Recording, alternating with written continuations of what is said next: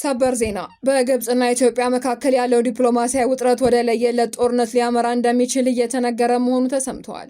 ኢትዮጵያ ከቅርብ ጊዜያት ወዲህ በውጭ ጉዳይ ሚኒስትሯ በኩል ጠንካራ በሆነ መንገድ ግብጽን እየሞገተችና እየከሰሰች ትገኛለች። በሌላ በኩል ግብጽም ከኤርትራና ከሶማሊያ ጋር በመተባበር ኢትዮጵያ ላይ ከበባ ለመፈጸም እየሰራች መሆኑን የወጡ ዘገባዎች አመላክተዋል። አብራችሁን ቆዩ። በቀዳሚነት ወደ እናንተ የምናደርሳችሁ ይሆናል። በሌላ የድንበር ዜና ደቡብ ሱዳን በኢትዮጵያ አቅራቢያ በምትገኘው ስትራቴጂካዊ የድንበር ከተማ ፓጋካ ውስጥ የሚገኘውን የግብጽ ወታደራዊ ኃይል ቤዝ እንዲዘጋ ጠየቀች። በተመሳሳይ መልኩ ኢትዮጵያ ከሱዳን በኩልም ሌላ ፖለቲካዊ ውጥረት እያስተናገደች ትገኛለች ተብሏል። ዝርዝር አለን። የደብረጽዮን ገብረ ሚካኤል አስተዳደር ለአብይ አህመድ መንግስት እንደማይገዛ በግልጽ ማሳየት መቀጠሉ ተሰምቷል። በቅርቡም ወደ ስራ የተመለሰውን የትግራይ ክልል ምክር ቤት በኢትዮጵያ 7ኛው ሀገራዊ ምርጫ በተካሄደበት በትላንትናው ዕለት አዳዲስ ሹመቶችን አጽድቋል። ይህም በፌዴራል መንግስቱና በህወሓት አመራሮች መካከል ያለውን ውጥረት አጉልቶ አሳይቷል። ተጨማሪ አለ። ከውጭ በተሰማ ሰበር መረጃ ግብጽ፣ ሱዳን እና ኤርትራ ከአሜሪካ ቪዛ አገልግሎት ሰጭነት መቀነሳቸውን የአሜሪካ የውጭ ጉዳይ ሚኒስቴር አስታወቀ።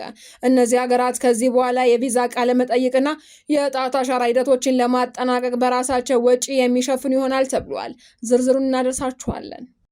በደቡባዊ ጣሊያ የባህር ዳርቻ አቅራቢያ ሰኞ ግንቦት 24 ቀን 2018 ዓ.ም እኩለ ሌሊት ላይ በሬክተር ስኬል 6.2 የደረሰ ኃይለኛ የመሬት መንቀጥቀጥ መከሰቱን የአሜሪካ የጂኦሎጂካል ሰርቬይ አስታወቀ። ዝርዝሩን ይዘናል። በዩክሬን ከተሞች ላይ በተሰነዘረ መጠነ ሰፊ የሩሲያ ጥቃት ቢያንስ 13 ሰዎች ተገደሉ። ይህ የሩሲያ ጥቃትም ዩክሬን ከዚህ ቀደም ለፈጸመችው ጥቃት የአጸፋ ምላሽ መሆኑን የሩሲያ መከላከያ ሚኒስቴር አስታውቋል። ተጨማሪ አለን።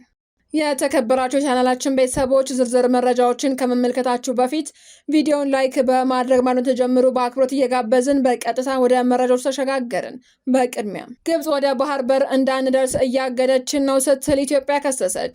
ኢትዮጵያ የባህር በር ለማግኘት የምታደርገውን ጥረት ግብጽ ለማደናቀፍ እየሞከረች ነው ስትል በይፋ ከሳለች።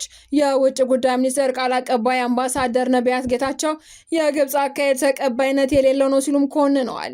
ግብጽ በቅርቡ ኤርትራ ከሶማሊያ እና ከሱዳን ጋር ወታደራዊና ኢኮኖሚያዊ ስምምነቶችን በማድረግ ኢትዮጵያን የመክበብ ስትራቴጂ እየተከተለች እንደሆነም ተናግረዋል። በቅርቡ የግብጽ ውጭ ጉዳይ ሚኒስቴር የቀይ ባህር ጉዳይ የሚመለከተው የባህር ጠረፍ ያላቸውን ሀገራት ብቻ ነው ማለታቸው ኢትዮጵያን በዲፕሎማሲ የማግለል ሙከራ ተደርጎ ተወስዷል። የኢትዮጵያና የግብጽ አለመግባባት ከህዳሴው ግድብ ውጥረት ጋር የተያያዘ ቢሆንም ኢትዮጵያ ከሶማሊላንድ ጋር የጀመረችውን ጨምሮ የባህር በር ባለቤት የመሆን ፍላጎቷን በሰላማዊ መንገድ እንደምትቀጥልም በውጭ ጉዳይ ሚኒስትሯ በኩል አስታውቃለች። በሌላ የድንበር ዜና ደቡብ ሱዳን በኢትዮጵያ አቅራቢያ በምትገኘው ስትራቴጂካዊ የድንበር ከተማ ፓጋክ ውስጥ የሚገኘውን የግብጽ ወታደራዊ ኃይል ቤዝ እንዲዘጋ ጠየቀች። ይህ እርምጃም በናይል ተፋሰስ ሀገራት መካከል እየታየ ያለውን የአስተላለፍ ለውጥ እንዲሁም በአዲስ አበባ በጁባና በካይሮ መካከል እየታየ ያለውን አዲስ የጂኦፖለቲካ ሽግግር የሚያመላክት መሆኑ ተገልጿል። ይህ ቤዝ ለስልጠና፣ ለቴክኒክ ድጋፍና ለናይል ወንዝ ፍሰት ክትትል በተለይ ከኢትዮጵያ ታላቁ የህዳሴ ግድብ ግንባታ ጋር የተያያዙ እውነቶችን ለመከታተል የሚያገለግል መሆኑ ተመላክቷል።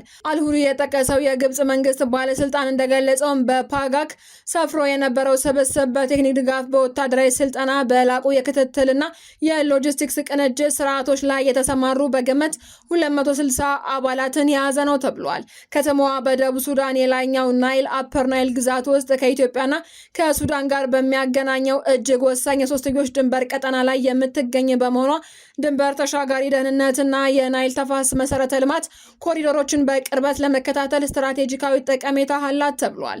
በየካቲት ወር 2018 ዓ.ም ደቡብ ሱዳን፣ ግብጽና ሱዳን የናይል ተፋሰስ ሀገራት የትብብር ማዕቀፍ ስምምነት እንዲቀላቀሉ በይፋ ጠይቃ ነበር። የናይል ተፋሰስ ሀገራት የትብብር ማዕቀፍ ስምምነትን በናይል ተፋሰስ ሀገራት መካከል የአባይን ውሃ ፍትሐዊና ዘላቂ በሆነ መልኩ ጥቅም ላይ ለመዋል ታስቦ የተዘጋጀ ነው። የደቡብ ሱዳን ብሔራዊ ፓርላማ ከበርካታ ምክክር በኋላ የትብብር ማዕቀፉን ሐምሌ 1 ቀን 2016 ዓ.ም ማጽደቁ ይታወሳል። በቅርቡ ወደ ስራ የተመለሰው የትግራይ ክልል ምክር ቤት አዳዲስ ሹመቶችን አጸደቀ።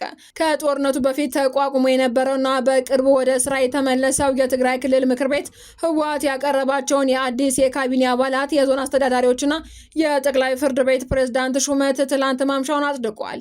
የህወሓት ምክትል ሊቀመንበር አማኑኤል አሰፋ የክልሉ ምክትል ፕሬዝዳንትና የፍትህ ቢሮ ኃላፊ ሆነው እንደተሾሙም የክልሉ የዜና ምንጮች ዘግበዋል። 70 በመቶ ያህሉ የካቢኔ አባላትም ከህወሓት የተውጣጡ ሲሆኑ 30 በመቶዎቹ ከተቃዋሚ ፖለቲካ ፓርቲዎችና ከምሁራን የተውጣጡ እንደሆኑ ተገልጿል።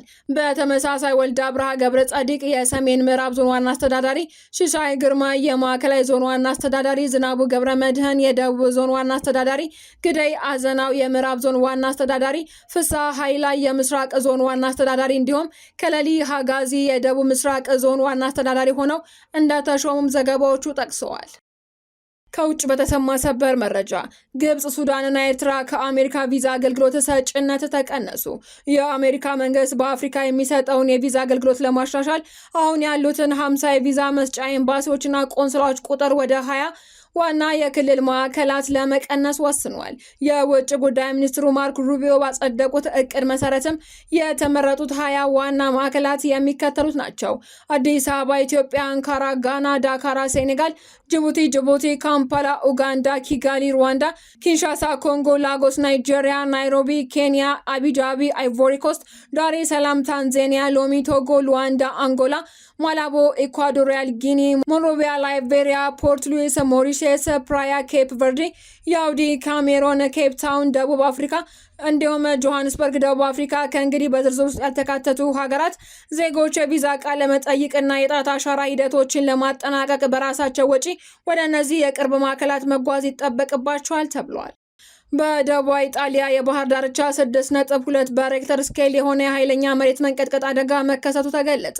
በደቡብ ኢጣሊያ የባህር ዳርቻ አቅራቢያ ሰኞ ግንቦት 24 ቀን 2018 ዓ.ም እኩለ ሌሊት ላይ በሬክተር ስኬል 6.2 የደረሰ ኃይለኛ የመሬት መንቀጥቀጥ መከሰቱን የአሜሪካ የጂኦሎጂካል ሰርቬይ አስታውቋል።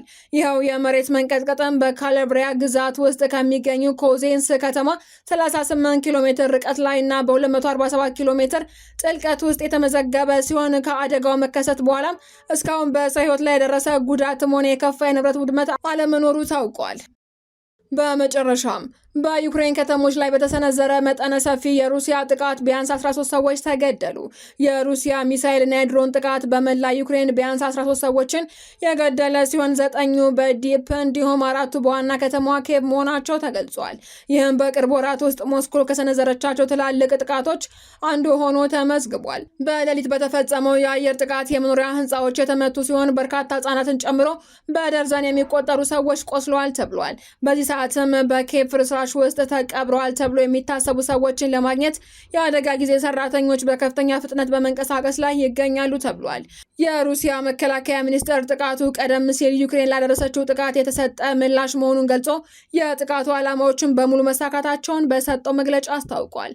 ኬቭ በሩሲያ ቁጥጥር ስር ባለው የምስራቅ ዩክሬን ክፍል በሚገኙ የተማሪዎች መኝታ ህንፃ ላይ ለፈጸመችው ገዳይ ጥቃትም ሞስኮ ባለፈው ሳምንት ስልታዊ ጥቃቶችን እንደምትሰነዝር ማስጠንቀቋ ይታወሳል። ዜናዎቻችን አበቃን። በሰላም ቆዩን።